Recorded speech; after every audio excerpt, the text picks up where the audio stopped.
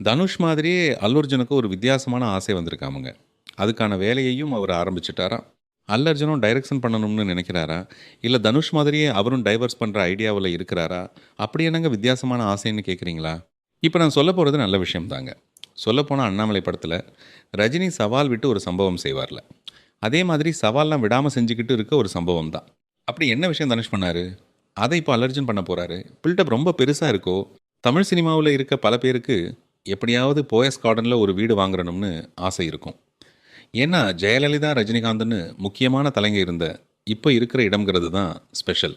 தனுஷ் ரஜினியோட மருமகன்கிறதால போயஸ் கார்டனுக்கு அப்பப்போ வந்து போயிட்டு இருந்தாரே தவிர அவருக்கும் அங்கே சொந்தமாக வீடு வாங்கணும்னு ரொம்ப நாளாக யோசனை இருந்துச்சு. அவர் தன்னோட மனைவியை டைவர்ஸ் பண்ண முடிவு செஞ்ச பின்னாடியும் கூட அதே பாயஸ் கார்டன்லேயே ஒரு இடத்தை வாங்கி வீடு கட்டி குடியும் போயிட்டாரு இல்லையா? ஆமாங்க. இப்போ அல்லர்ஜுனும் இதே மாதிரி போயஸ் கார்டனில் இடம் வாங்கி வீடு கட்ட போறாரான்னு கேட்காதீங்க. அவர் எதுக்குங்க இங்கே வந்து வீடு கட்ட போறாரு? அவர் ஹைதராபாத்தில் ரொம்ப பாப்புலரான ஜூப்ளி ஹில்ஸ் இருக்குல்ல, நம்ம ஊர் பாயஸ் கார்டன் மாதிரி அங்கே அந்த ஏரியா. அங்கே இப்போ 36,000 சதுர அடியில் ஒரு இடத்தை வாங்கி போட்டு 100 கோடி செலவில் ஒரு பிரம்மாண்டமான பங்களா கட்டுற வேலையையும் ஆரம்பிச்சிட்டாராம். அது கேஸ்ட்லி ஏரியாங்கிறதால மட்டும் அங்கே வீடு வாங்கணும்னு அவர் நினைக்கலையாம். அந்த ஏரியாவில் தான் அவரோட மாமா சிரஞ்சீவியோட வீடு இருக்கு. அந்த வீட்டுக்கு ரைட் சைடுலேயே காலியாக இருந்த இடத்தை வாங்கி இப்போ இவர் வீடு கட்ட ஆரம்பிச்சிட்டாராம்.